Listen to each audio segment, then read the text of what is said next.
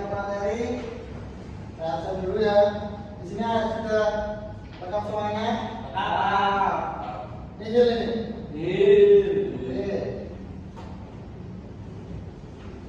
Di sini untuk kelas 12 tingkat 1 untuk yang pertama kali ketemu saya. Perkenalkan, nama saya Rohmat Prayoga Dipamukas. Untuk panggilan bisa panggil Pak Yoga ya. Ya Pak Yoga. Baik. Untuk materi pertama saya Muhammad ini tentang sistem rem. Siapa sih yang nggak tahu sistem rem? Semuanya pasti tahu ya. Di sini berangkatnya naik apa? Mobil apa motor? Motor. Karena cakram apa tromol? Apa? Kereta itu remnya nggak tahu lah. Itu nanti tanyakan masih di sini saja. Baik, kita lanjut. Nah, pada kendaraan yang teman-teman naik itu, ya kalau contohnya motor vario ya. Motor vario itu didominasi sama rem cakram sama rem tromol. Jadi untuk rem depannya itu menggunakan rem cakram. Nah, untuk ciri-ciri rem cakram itu ada floating atau piringan. Nah, piringan itu akan diberpit oleh pad atau yang bahasa sering kita jumpai yaitu kampas. Nah, jadi saat kendaraan laju, saat tuas remnya kita tarik, itu cairan akan mendorong pad atau kampas tersebut untuk menggepit cakram. Lalu kendaraan akan bergerak kecepatannya. Lalu yang kedua, rem tromol itu biasanya kalau metik terletak di belakang. Rem tromol adalah salah satu tipe rem yang biasanya dipakai dalam kendaraan roda 2 atau roda 4. Jadi nggak cuma motor, mobil pun ada yang pakai rem tromol, terutama bagian roda belakang. Lanjut. Nah, di sini saya akan menjelaskan bagaimana cara kerja rem cakram.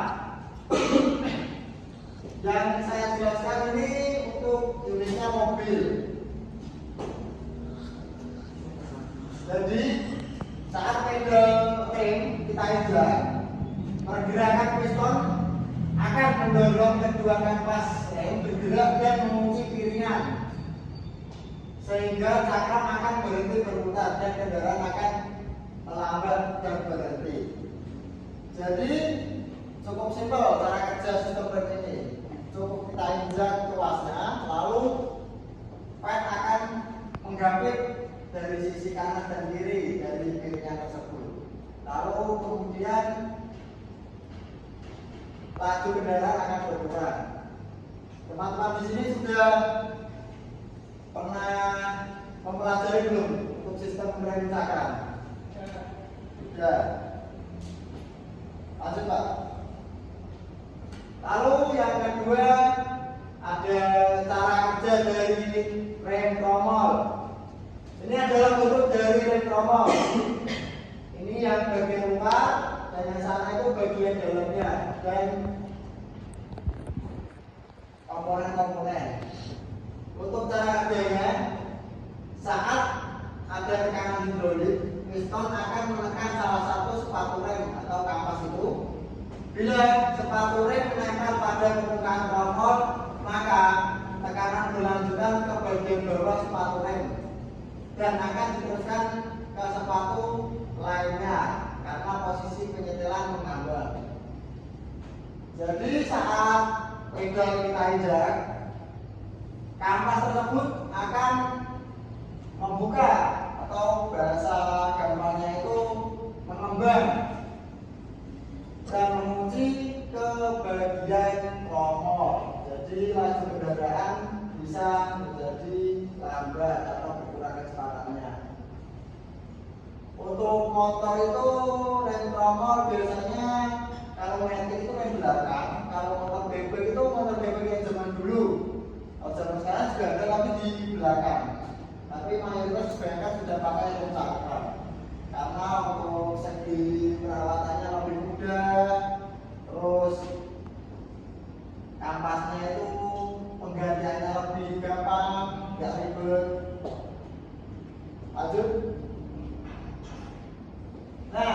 sini ada komponen rem cakram. Yang pertama itu ada kaliper. Nah, kaliper itu yang ini warna merah ini, piston. Maaf. Keseruan itu kaliper. Nah, untuk yang biru itu namanya kampas rem atau pen.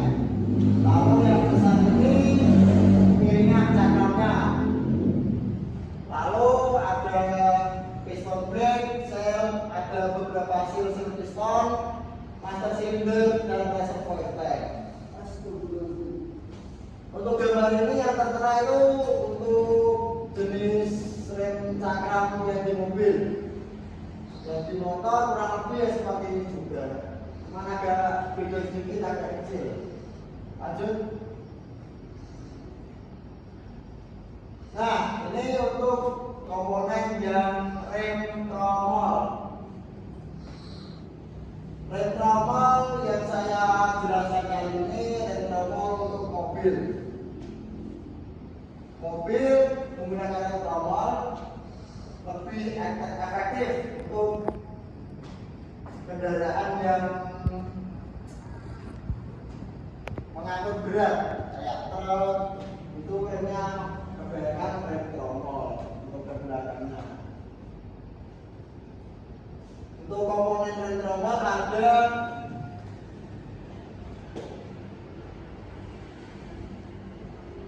ada kapas yang pasti untuk melebihkan, lalu ada tromol rem, ada silinder untuk menekan, lalu ada pegas penekanan, ada penyetel rem, dan itu beberapa detail lagi, semuanya ada di situ. Semua kendaraan kan sudah pasti memiliki rem ya?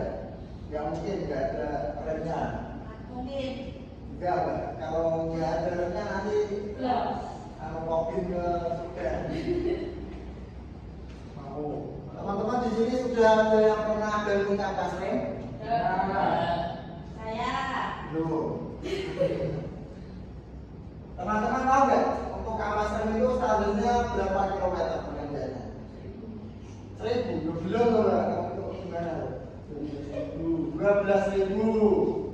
Pak Faid bisa 12.000. Saya nggak tahu soalnya. Ya kurang lebih segitu. Untuk penggantian kampas rem ada yang ori dari umpama kayak Vario atau Supra itu dari ARM.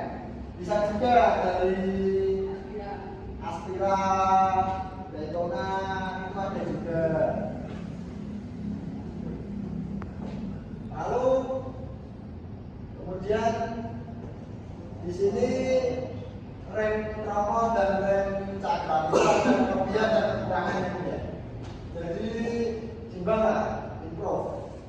Jadi enggak salah satu ada kelebihan, salah satunya enggak ada kelebihannya, pasti ada kelebihannya. Lanjut. Nah ini kekurangannya rem cakram.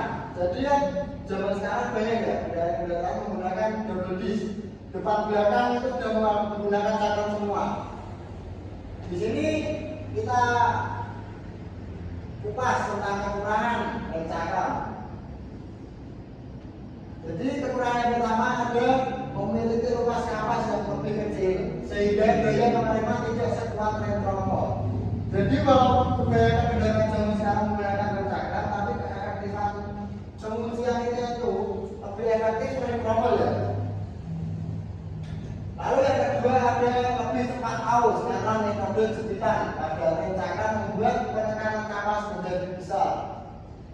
Jadi kampasnya sedikit lebih cepat daripada tipe rem tromol.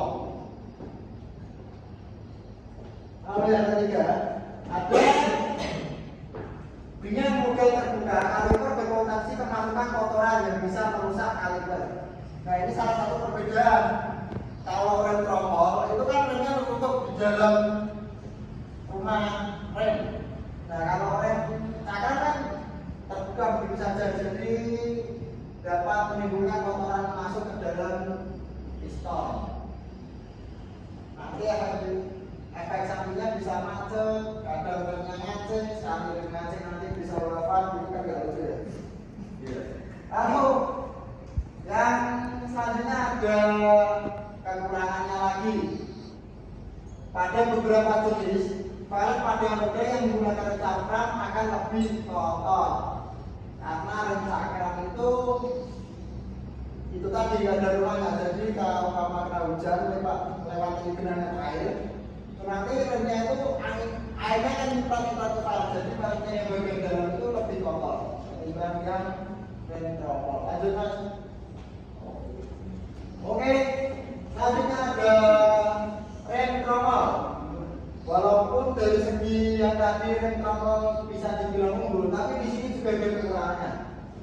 Rem tromol tidak terlalu pakem karena penghentiannya hanya menggunakan sistem gesekan, bukan cengkraman.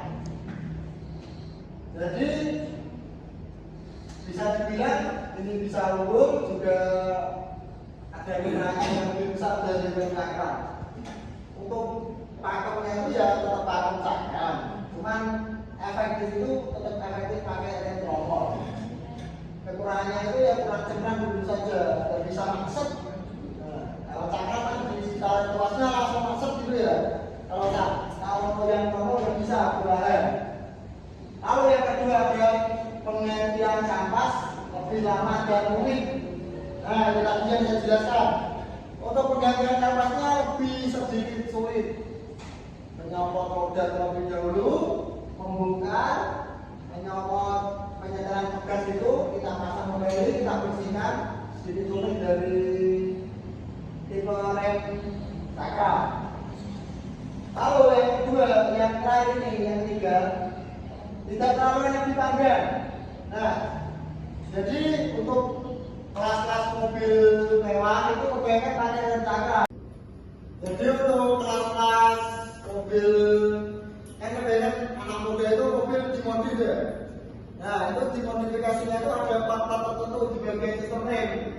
Entah itu dari kaliper atau cakramnya. Biasanya pakai cakram, pakai kalipernya Brembo, apa gitu, FDR gitu yang mahal-mahal. Nah begitu. Jadi lebih enak untuk dipanggangnya. Lanjutnya. Nah, cukup itu saja penjelasan dari saya tentang sistem rem. Nanti ini filenya saya kirim aja ya nanti di grup kelas biar dapat dipelajari. Nanti untuk tesnya bisa dipelajari ya teman-teman. Baik, kurang lebihnya begitu saja.